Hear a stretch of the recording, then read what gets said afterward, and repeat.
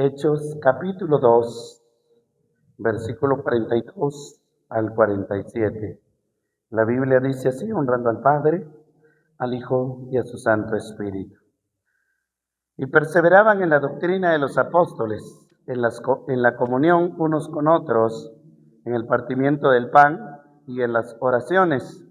Y sobrevino temor a toda persona, y muchas maravillas y señales eran hechas por los apóstoles. Todos los que habían creído estaban juntos y tenían en común todas las cosas, y vendían sus propiedades y sus bienes, y los repartían a todos, según la necesidad de cada uno. Y perseverando unánimes cada día en el templo, y partiendo el pan en las casas, comían juntos con alegría y sencillez de corazón, alabando a Dios y teniendo favor con todo el pueblo, y el Señor añadía cada día a la iglesia los que habían de ser salvos. Siéntese, por favor. El tema que hoy quiero compartir con ustedes es la iglesia. ¿Qué es la iglesia? La iglesia no es solamente un edificio o una reunión, sino la iglesia es una comunidad de creyentes que vive en comunión, sirve mediante su ministerio y permanece unida congregándose. La palabra iglesia aparece en el Antiguo Testamento, en el hebreo kahal, que significa asamblea o congregación. Dios llamaba al pueblo para reunirse cuando quería que los profetas, los sacerdotes, los reyes, o desde el tiempo de Moisés, les transmitiera algún mensaje de parte de Dios. Entonces se utilizaba la palabra hebrea kahal, que significaba reúne la asamblea, reúne la congregación. Luego en el griego, específicamente acá en Hechos capítulo 2, la palabra iglesia se escribe eclesía, el cual significa asamblea o congregación. Eso lo hemos estado ya enseñando, pero hoy quiero entrar de lleno. ¿Qué es la iglesia? Número uno, respondemos a esta pregunta: ¿qué es la iglesia? La palabra iglesia se refiere a la comunidad de personas que han creído en Jesucristo y han sido llamados a vivir para Dios. La iglesia no es principalmente un edificio, porque la mayoría de personas tienen esa ideología. La mayoría de personas piensan que la iglesia es literalmente un edificio o una denominación. Pues no, la iglesia no es el edificio. El edificio es simple y sencillamente el lugar donde nos reunimos. La iglesia somos nosotros, los creyentes, y en donde podemos ir aprendiendo al respecto de lo que significa o se define iglesia en las Sagradas Escrituras.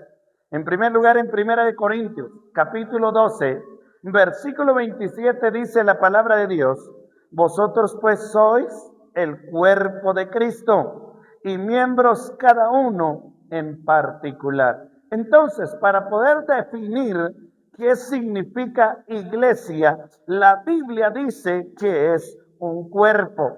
¿Y cuál es ese cuerpo? Bueno, la Biblia le da varias ilustraciones al respecto. En primer lugar, lo presenta como el cuerpo de Cristo.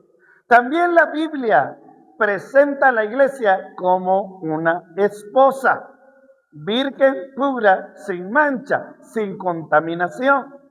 Pero específicamente podemos comprender cuando la Biblia nos menciona que somos un cuerpo. Podemos entenderlo. Si somos el cuerpo de Cristo, lo podemos interpretar que somos miembros los unos de los otros, como ya lo hemos enseñado. Y si somos la esposa, la novia de Cristo como iglesia, también es un cuerpo, lo cual significa de la misma manera que somos miembros los unos de los otros. Entonces, para responder a esta pregunta, ¿qué es la iglesia? Lo decimos, es un cuerpo. Pero para definirlo un poquito más explicado, ¿qué es la iglesia? La iglesia es una familia espiritual. Para poder comprender esto, hermano. La iglesia es una familia espiritual. La iglesia es el cuerpo de Cristo, como lo presenta el apóstol Pablo a los Corintios, capítulo 12, versículo 27. La iglesia es una comunidad de fe, en un mismo sentir, un mismo Cristo, una misma fe. Un pueblo que adora a Dios. La iglesia somos un pueblo que adora a Dios. La iglesia es un lugar donde los creyentes crecen y sirven. La iglesia es una comunidad que anuncia el evangelio. La Biblia dice en 2 de Pedro capítulo 2 versículo 9, mas vosotros sois linaje escogido, real sacerdocio, nación santa, pueblo adquirido por Dios, para que anunciéis las virtudes de aquel que os llamó de las tinieblas a su luz admirable. Y añade ahí ese pasaje, vosotros que antes no erais pueblo, hermano, pero ahora venimos a ser una nación santa, un pueblo adquirido por Dios. Entonces la iglesia es una comunidad que anuncia y predica el evangelio, que anuncia las virtudes de aquel que nos llamó de las tinieblas a su luz admirable. Ahora vea, en la iglesia encontramos 4 características fundamentales que la describen. Hechos capítulo 2, versículo 42, dice la Biblia, y perseveraban en la doctrina de los apóstoles, en la comunión unos con otros, en el partimiento del pan y en las oraciones. Ese versículo, solo ese versículo encierra 4 características. La iglesia tiene alrededor de 8 características en el resto de versículos que vamos a estar leyendo, pero solo en el versículo 2 encontramos 42, solo en el versículo 42 encontramos 4 características. Veamos estas 4 características de la iglesia primitiva. En primer lugar, la Biblia nos enseña que la iglesia primitiva perseveraba. ¿En qué perseveraba? Número 1, en la enseñanza, y perseveraban en la doctrina de los apóstoles. Entonces la enseñanza es una de las características sumamente importantes que la iglesia siempre debe de llevar a cabo. Número 2, ¿en qué perseveraban? Perseveraban en comunión y vivían en comunión, dice la Biblia, allí mismo en el versículo 42, donde dice en la comunión unos con otros. Vean, mis amados hermanos, ellos perseveraban en esa comunión. Es decir, que no solamente se reunían cuando querían, sino tenían comunión. Más adelantito voy a definir lo que significa la palabra comunión, que es tener una comunión. Pero déjeme decirle, hermano, que la comunión no es una tradición, no es solo algo que nosotros podemos decir como un rito, sino la comunión es una práctica que debemos de llevar a cabo todos los días de nuestra vida hasta que Cristo venga por su iglesia. En tercer lugar, la iglesia primitiva perseveraba en la Santa Cena. Dice la Biblia, en el partimiento del pan. Perseveraban. Se lo leo completo otra vez. Y perseveraban en la doctrina de los apóstoles, en la comunión unos con otros, en el partimiento del pan y en las oraciones. Perseveraban en la Santa Cena, partían el pan, perseveraban partiendo el pan. Eso es algo muy importante. Y por último, el texto dice, y en las oraciones. Amados hermanos, la iglesia primitiva perseveraba en la oración. Como dice acá, son 4 características que le acaba de decir de que tiene solamente el versículo 42. Son 8 en total, pero solamente hemos visto las primeras 4. Esto significa que no era una iglesia que aparecía solamente cuando tenía problemas. No era una iglesia que tenía una vida espiritual vacía, sino que era una iglesia que se llenaba espiritualmente constantemente. La perseverancia es algo que nosotros, hermanos, debemos mantener y cuidar hasta que Cristo venga por su iglesia.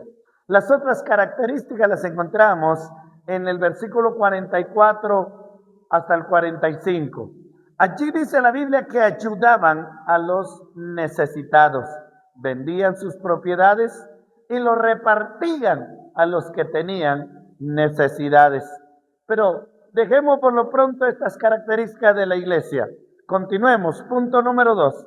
La comunión, que es algo que quería explicar de lo que dice acá en el primer punto que estuvimos viendo, que perseveraban en la comunión. ¿Qué significa la comunión? Como les dije hace un rato, la comunión no es un rito, la comunión no es un dogma que nosotros podamos decir, vamos a hacer nuestra comunión. Es que no es hacerlo una vez en toda la vida. La comunión es una actitud que debemos llevar todos los días de nuestras vidas. La palabra comunión implica compartir, participar y mantener una relación cercana con otros creyentes. Amados hermanos, la iglesia no fue diseñada para que cada cristiano viva aislado. La iglesia fue diseñada para ser un cuerpo. La iglesia fue diseñada para ayudarnos, para necesitarnos unos de los otros. Necesitamos uno de los otros. Y la Biblia lo describe de esta manera, allí mismo en 1 Corintios, capítulo 12, versículo 17 al 21, pues el versículo que leímos anteriormente de 1 Corintios nos habla de que nosotros somos el cuerpo de Cristo Jesús. Capítulo 12, versículo 27 de 1 Corintios leímos que somos el cuerpo, pero antes comienza el apóstol Pablo a declararlo desde el versículo 17 al 21. Si todo el cuerpo fuese ojo, ¿dónde estaría el oído? Si todo fuese oído, ¿dónde estaría el olfato? Mas ahora Dios ha colocado los miembros, cada uno de ellos en el cuerpo, como Él quiso. Porque si todo fuera un solo miembro, ¿dónde estaría el cuerpo? Pero ahora son muchos los miembros, pero el cuerpo es uno solo. Ni el ojo puede decir a la mano, no te necesito, ni tampoco la cabeza a los pies, no tengo necesidad de vosotros, etcétera. La Biblia nos habla con claridad, hermano, que somos un cuerpo. La comunión, le vuelvo a repetir, es algo que nos necesitamos todos los días. Como un cuerpo. Exactamente, la comunión es ilustrado como un cuerpo. Usted no le puede decir a sus ojos que no lo necesita, ni tampoco el cuerpo puede decir que no necesitan los pies. Porque si el cuerpo fuera uno solo, ¿dónde estarían las manos? Y así sucesivamente la Biblia nos ilustra exactamente qué significa la palabra comunión. Cada creyente tiene un lugar dentro del cuerpo de Cristo Jesús. Usted y yo tenemos una función especial dentro del cuerpo de Cristo. Uno puede enseñar, otro puede evangelizar, otro puede servir, otro puede animar, otro ayudar, otro orar, pero todos somos importantes dentro del cuerpo. Y acá hay algo muy importante, hermano. Cuando Dios creó los pulmones, le dio una tarea, función de respirar el aire, filtrar el dióxido de carbono, expulsar el dióxido y guardar solamente el oxígeno que necesita el cuerpo. Así cada miembro del cuerpo tiene una función específica. Asimismo, el Espíritu Santo nos ha dado a cada uno de nosotros un talento, un don, una función. Los pulmones tienen su don, hermano. Tienen su función. El corazón, el hígado, el páncreas, el vaso, la vejiga. Cada miembro del cuerpo. Dice la Biblia que algunos recibieron honor en el cuerpo, pero los que no tienen honor no son importantes, son exageradamente importantes, sin el cual no podríamos vivir, porque el cuerpo todo lo necesita. Pero sigo explicando acá. La comunión produce unidad. Hechos capítulo 2, versículo 44 dice: todos los que habían creído estaban juntos y tenían en común todas las cosas. Amados hermanos, nosotros que hemos creído Cristo Jesús, debemos de tener en común las cosas. Si pertenecemos a la iglesia de Cristo, somos un cuerpo y somos un miembro importante dentro de la iglesia. Por eso es triste cuando alguien comienza a alejarse, dejar de perseverar. Si no me visitan, no persevero. O si por esto mejor ya no voy. Pero es que, hermanos, usted fue puesto por Cristo. Usted no fue puesto por el hombre. No fue puesto por su familia, por su papá, por su hermano, por su mamá, por su primo. No, usted fue puesto por Dios. Mucho menos no fue puesto por el pastor. Dios lo puso en el cuerpo para que tenga una función específica. Entonces no debe dejar de perseverar, no debe alejarse. Hermanos, cuando la Biblia nos enseña que somos un cuerpo y que tenemos en común las cosas, no significa que todos somos iguales, como ya lo expliqué, sino que cada uno tiene un mismo Señor, una misma fe y un mismo propósito. No todos somos iguales, pero cada uno tiene una función. La iglesia debe de ser un lugar donde nos ayudamos. La iglesia es un lugar donde nos debemos perdonar. La iglesia es un lugar donde nos animamos. La iglesia es un lugar donde oramos unos por otros. La iglesia es un lugar donde cuidamos al débil. La iglesia es un lugar donde restauramos al que ha caído, al que se está desanimando, al que se está desalentando. La comunión requiere amor. Jesús dijo en San Juan capítulo 13, en su versículo 35, en esto conocerán todos que sois mis discípulos, si tuviereis amor los unos con los otros. Una iglesia fuerte no es solamente una iglesia llena, es una iglesia donde sus miembros se aman y se cuidan. Así que la iglesia es un lugar, hermano, donde nos amamos y nos cuidamos los unos con otros. Luego la iglesia, como lo vuelvo a repetir, es una comunión y al tener una comunión tenemos un deber importantísimo todo y es estar vivo. ¿Qué significa estar vivo? Hermanos, la respuesta a estar vivo dentro del cuerpo es congregarse, ser activo. Porque, ¿qué sucede cuando una célula se muere en nuestro cuerpo? Le pregunto, no sé si usted sabe. Ayúdeme. ¿Qué sucede si se muere una célula en el cuerpo, hermanos? ¿Están aquí? ¿Qué sucede, hermano Gregorio? Si una célula se muere, hermano, el cuerpo lo expulsa. Yo no sé si usted se ha dado cuenta, pero le voy a poner este ejemplo. Cuando está usted seco su cuerpo, seco, y le da el sol, yo no sé si usted alguna vez ha pasado sus manos así sobre su cuerpo seco y ve un polvito. Hermanos, son miles de células muertas que el cuerpo expulsó y salen a flote de la piel. Cuando usted se baña, cuando usted sacude y sale ese polvito, hermanos, como lo he dicho siempre, si es que no fuimos hechos de oro, no fuimos hechos de piedra preciosa, somos polvo. Por eso cuando nos sacudimos, todo ese polvito que sale de nosotros es polvo, son células muertas.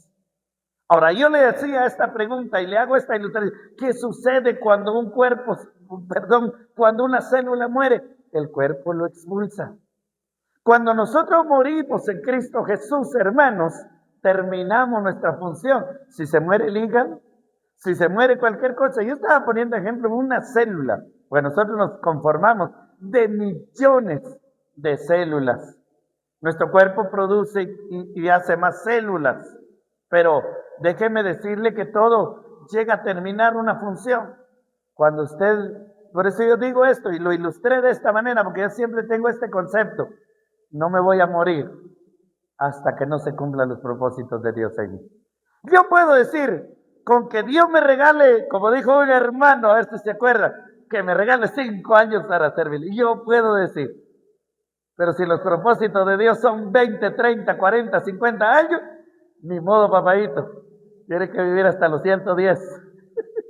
Tiene que vivir porque se tiene que cumplir los propósitos de Dios en su vida. Entonces yo siempre tengo este concepto, yo no me voy a morir si aún no se han cumplido los propósitos. Pero aunque yo quiera vivir, si los propósitos de Dios a través de haberme creado ya se cumplieron, lo siento, pero también me tengo que ir. Más tarde o más temprano me tengo que ir. Como decimos, hermanos, nosotros hablamos de la muerte y no lo hablamos como preocupados, angustiados. Lo hablamos tal cual como lo entendemos. Yo entiendo, la muerte tiene que llegar más tarde o más temprano, pero se tienen que cumplir los propósitos de Dios. Por eso le decía que la importancia de estar vivo espiritualmente es congregarse. Vea conmigo, punto número 3, la importancia de congregarse. Hebreos, capítulo 10, versículo 25 dice, no dejando de congregarnos como algunos tienen por costumbre. Amado hermano, yo le pregunto, ¿qué sucedería si mi mano no quiere ayudarme? Yo le voy a poner un ejemplo. Yo no sé si usted se ha dado cuenta, de que hay personas que por accidentes o por cualquier cosa tienen amputada una mano y ellos trabajan, pero la pregunta es, ¿y es igual? Definitivamente no. El resto del cuerpo compensa que hace falta una mano, si hace falta un pie igual, si hace falta un ojo igual, pero siempre hay deficiencias. Pero entonces por eso es sumamente importante que usted diga, perseveremos, hermano. ¿Qué pasa cuando un ojo se enferma? Usted va al doctor, va al oculista, va al hospital. Si hay operación, opera su ojo para tratar de reanimarlo, revivirlo. Entonces, necesita estar firme.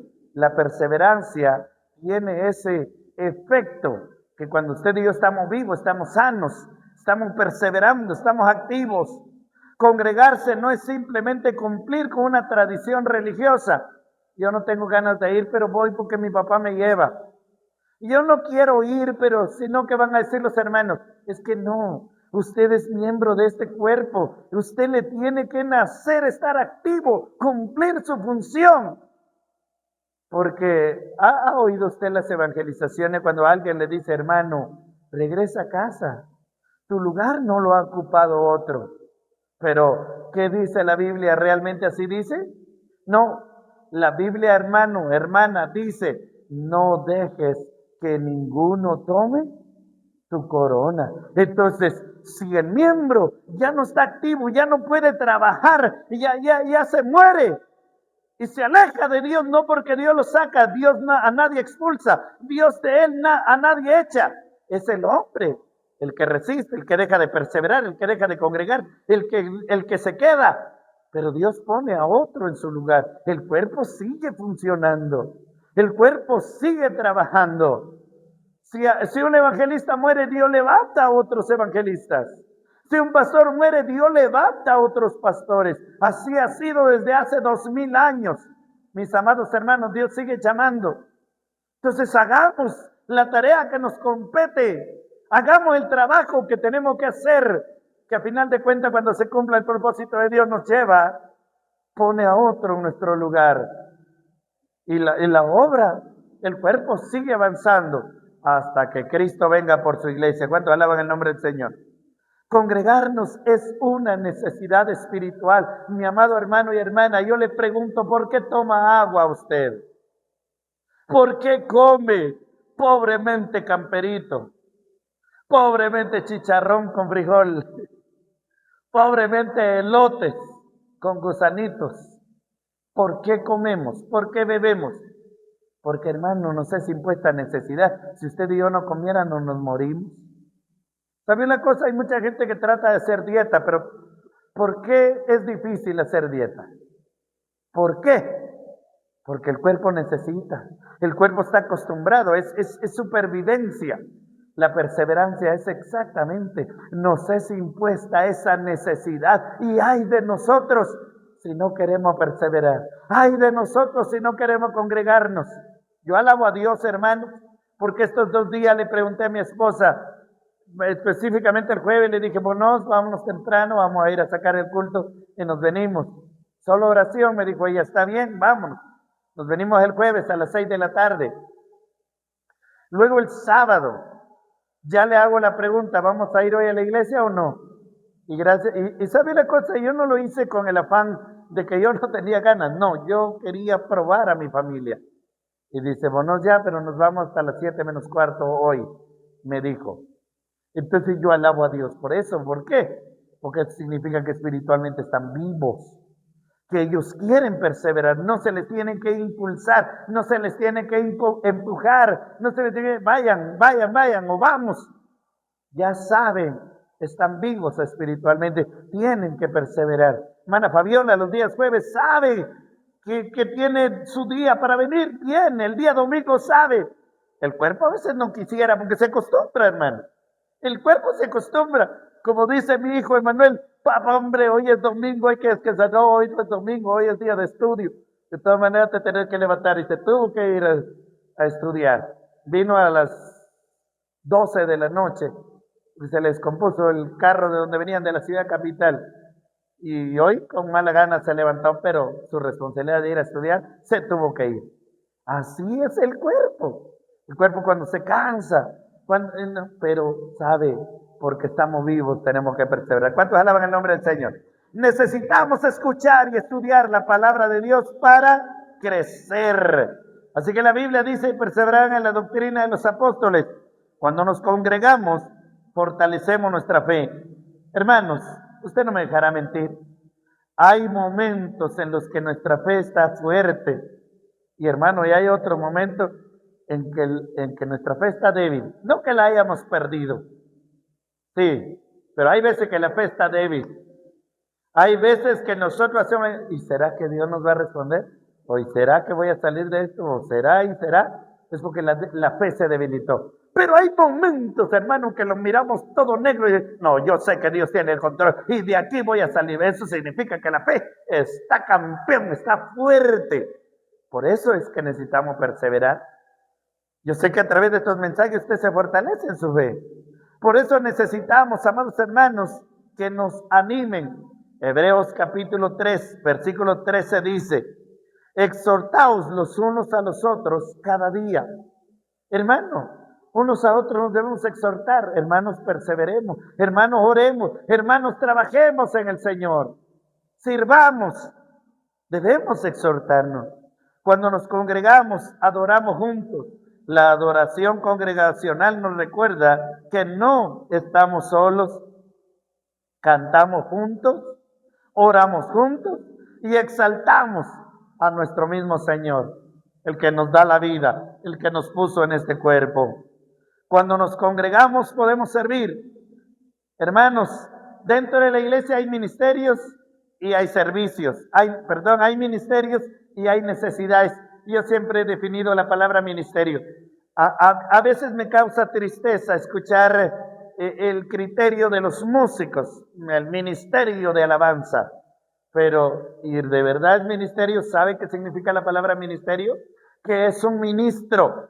La definición de ministro es un servidor. Un servidor. Por ejemplo, hay ministro de defensa, hay ministro de cultura y deporte, hay ministro de relaciones exteriores. ¿Qué es su tarea? Representar, ser un servidor público. Representa a una nación. Entonces nosotros somos ministros, somos servidores, representamos al cuerpo de Cristo. Y por eso lo digo, ministerio es servir para una necesidad. Ministerio pastoral es predicar, enseñar, visitar, orar. Muchas cosas tiene el ministerio pastoral. Ministerio evangelista, ministerio de maestro. Los ministerios que no están vigentes hoy en día es profeta y apóstol. Solamente porque el ministerio apóstol fueron 12 y Pablo, pero le explico así rapiditamente ese ministerio, porque ellos tuvieron o recibieron el mensaje directo de parte de Jesús. Un apóstol de hoy en día no lo recibió de Jesús. Fue instruido y enseñado por otro pastor, pero no directamente de Jesús. A menos que se le haya parecido Jesús como a Pablo, pero ya no. El último fue Pablo, a quien Jesús se le apareció de camino a Damasco y le dio el mensaje. Por eso Pablo en sus doctrinas, en sus enseñanzas dice esa palabra, porque yo recibí del Señor, o sea, de Jesús, directa y personalmente. Los demás apóstoles de hoy en día no pueden recibir un mensaje así directo y personal. Que Cristo literalmente se les aparezca en persona, no. Al último que se le apareció fue a Pablo. Ahora, eso, número uno. Número dos, el ministerio de profeta no está vigente porque hoy es un don, el don de profecía.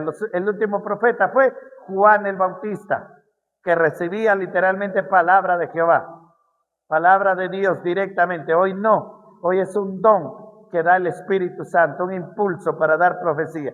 Pero ministerio de profeta no hay. Pero hoy hay personas que dicen profeta fulano de tal, apóstol fulano de tal. Pero ya lo expliqué así resumidamente. Pero hay ministerios y necesidades dentro de la congregación. Así que puedo hablar de esto. Hay ministerios, necesidades y personas que necesitan recibir nuestro apoyo. La ausencia constante no solamente afecta nuestra vida espiritual, también puede privar a otros de aquellos que Dios puso en nosotros. Sí, porque cuando hablo de ministerio, Dios me dio un ministerio pastoral. ¿Cuál es el trabajo pastoral? Apacentar, cuidar, guiar, enseñar. Es la tarea que yo me esmero por realizar.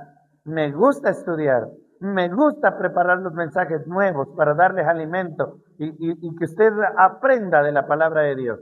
Es mi tarea, es mi responsabilidad. Apacentar, cuidar, guiar al rebaño de Cristo Jesús. Ahora, si hablamos de otros ministerios, evangelista, el evangelista es ir a ganar almas y traerlos a una iglesia. Dentro de la iglesia hace falta ese ministerio de evangelista. Maestro, pues por gracia y misericordia de Dios también, Dios me ha regalado ese ministerio. Pero acá la iglesia carece de un ministerio evangelístico, porque no es lo mismo, ¿no? Yo he salido a predicar a las calles, he ido a predicar, he ido a enseñar, pero no es lo mismo un ministerio evangelista. El evangelista gana almas para Cristo. Gloria a Dios por ese ministerio. Y hay que orar para que Dios lo provea para esta iglesia, hermanos. Y uno de ellos puede ser usted. Hay hermanas evangelistas, hermanos. Mujeres evangelistas que Dios ha levantado para ganar almas para Cristo Jesús. Así que hay necesidades y eso lo debemos entender. ¿Qué hacía la iglesia primitiva? Volvamos a leerlo, Hechos capítulo 2, versículo 42 al 47.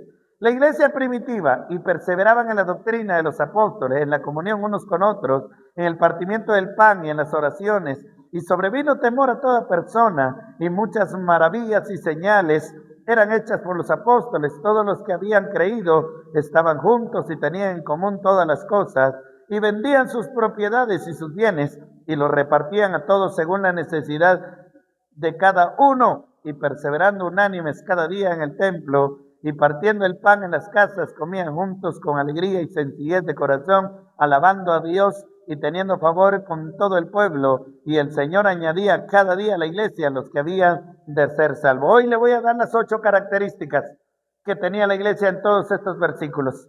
Vea, dice la Biblia, acá nos presenta un modelo precioso. Número 1, enseñaban, perseveraban en la doctrina. 2, tenían en común todas las cosas, tenían comunión. 3, participaban del pan, practicaban la Santa Cena. 4, y oraban juntos, perseveraban en la oración. 5, se congregaban constantemente. 6, adoraban a Dios. 7, tenían buen testimonio. 8, crecían espiritual y numéricamente. Acá hay algo que yo le he dicho al Señor. Señor, no depende de mí el crecimiento de la iglesia. Yo he entendido este pasaje de tu palabra y yo se lo he dicho a Dios personalmente y privado en mis oraciones, que la Biblia dice, y el Señor, ¿quién añade a los miembros? El Señor, el Espíritu Santo. La Biblia dice, y el Señor añadía cada día a la iglesia los que habían de ser salvos. Yo no puedo añadir. Si Dios da el ministerio evangelista, no es el evangelista que añade, sino es el don del Espíritu Santo en él, que conquista y convence almas. El Señor añadía cada día a la iglesia los que habían de ser salvos. La iglesia que vive para Dios se convierte en una iglesia que impacta a su comunidad. Hermano, en la antigüedad vemos gran impacto de la palabra de Dios. Almas se compungían, se convencían de buscar a Dios. Por último, número 5. ¿Qué debe ser la iglesia para el creyente? Hermano, la iglesia debe de ser una familia donde encontramos amor. La iglesia es una escuela donde aprendemos la palabra de Dios. 3. La iglesia debe de ser un hospital espiritual donde encontramos restauración. Número 4. La iglesia debe ser un ejército donde servimos en la misión de Cristo Jesús. Número 5. La iglesia debe de ser un cuerpo donde cada miembro tiene una función. Y número 6. La iglesia debe de ser un lugar donde adoramos, donde exaltamos el santo y poderoso nombre de nuestro Dios creador. A manera de conclusión, la iglesia no es solamente 4 paredes, un púlpito o un programa. La iglesia somos los redimidos por Cristo. Así que por eso debemos de, en primer lugar, permanecer en la palabra. En segundo, vivir en comunión. Tercero, descubrir y ejercer nuestros dones y ministerios.